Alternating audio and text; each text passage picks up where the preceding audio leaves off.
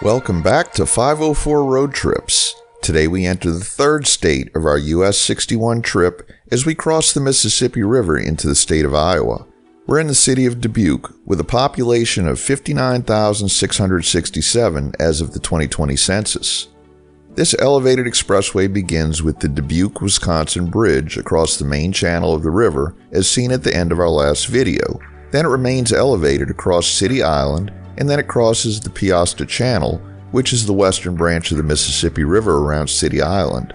Then the expressway curves to the left to head south and remains elevated across most of downtown Dubuque. This is our second time in Iowa on 504 Road Trips, the first time being on our I-29 series last year. And although we'll have driven a total of 343 miles in the state of Iowa once we reach the Missouri border on US 61, we've never been more than 25 miles from a state line, as I-29 and US 61 each travel very close to the western or eastern edges of the state. Dubuque is a tourist destination featuring the city's unique architecture and river location. It's home to 5 institutions of higher education, making it a center for culture and learning. Unfortunately, most of the sights of Dubuque are hidden from view since we're on an elevated expressway, and we'll see throughout most of Iowa on US 61 that priority has been given to expeditious travel, with the highway being 4-laned and straightened out and bypassing most of the small towns and cities along the way. As a result, the drive through Iowa is mind-numbingly boring. I don't mean to say there's nothing to see in Iowa, and had our mission not been to strictly cover the current route of US 61, we might have seen more.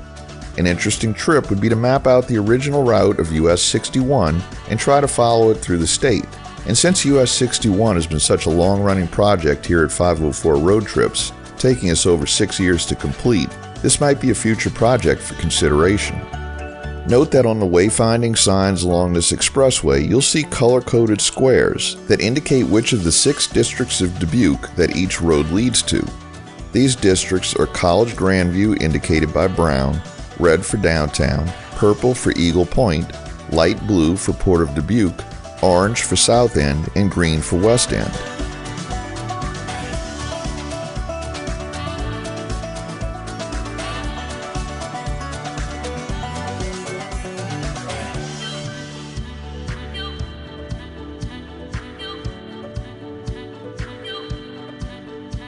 Here, US 61 and US 151 junction with US 20 via the Locust Street connector.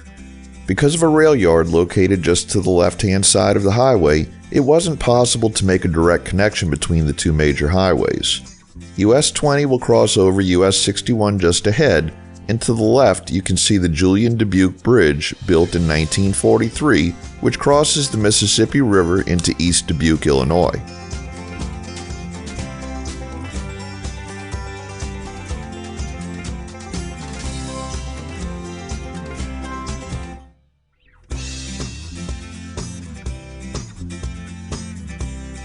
In the early history of the area, Spain gained control of the Louisiana Territory west of the Mississippi River following the 1763 defeat of the French.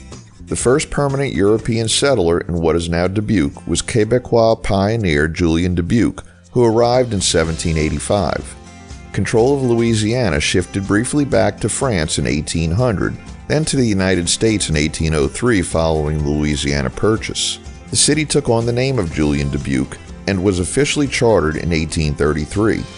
The region was designated as the Iowa Territory in 1838 and was included in the newly created state of Iowa in 1846.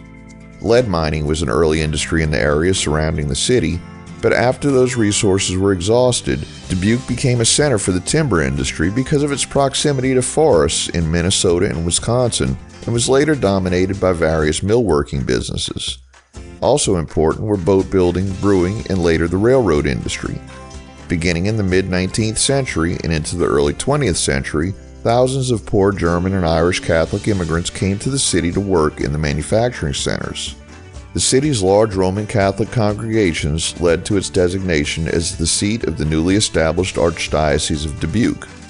Numerous convents, abbeys, and other religious institutions were built.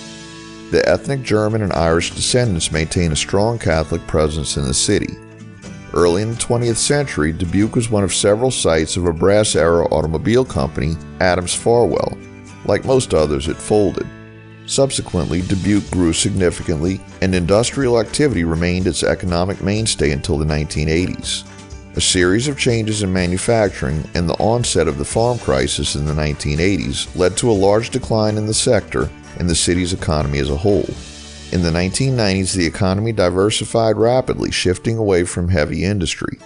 Tourism, high technology, and publishing are now among the largest and fastest growing businesses. Dubuque attracts well over 1.5 million tourists annually, and the number continues to increase. The city has encouraged the development of the America's River Project's tourist attractions in the Port of Dubuque, the expansion of the city's colleges, and the continued growth of shopping centers.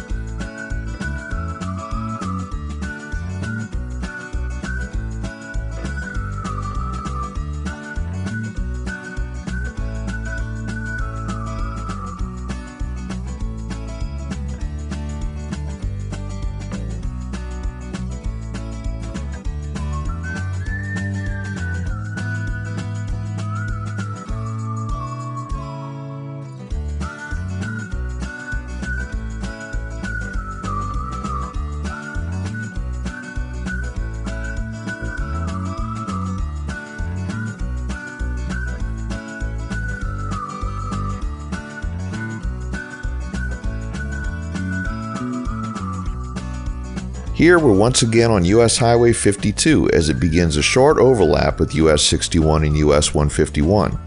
We've seen US 52 several times on 504 road trips through most of Minnesota and about half of North Dakota, as well as in our I-85 series in North Carolina and along I-81 in Virginia.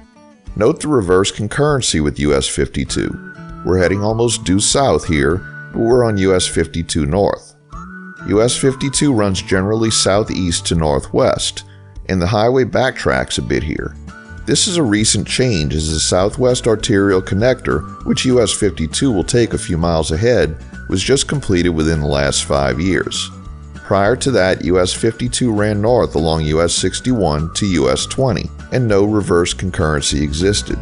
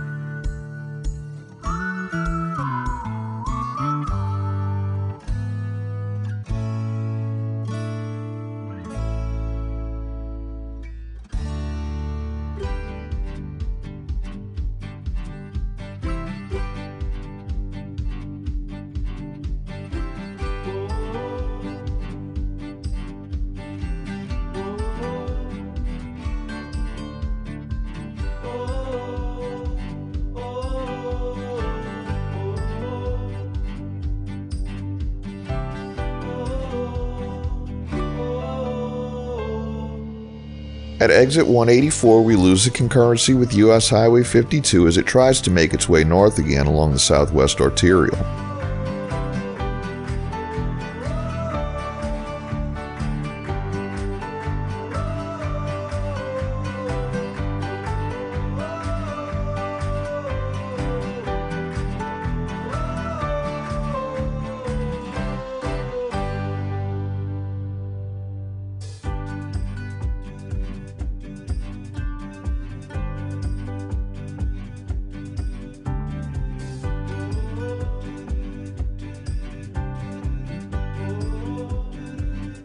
At this trumpet interchange, US 151 departs for Cedar Rapids to the southwest.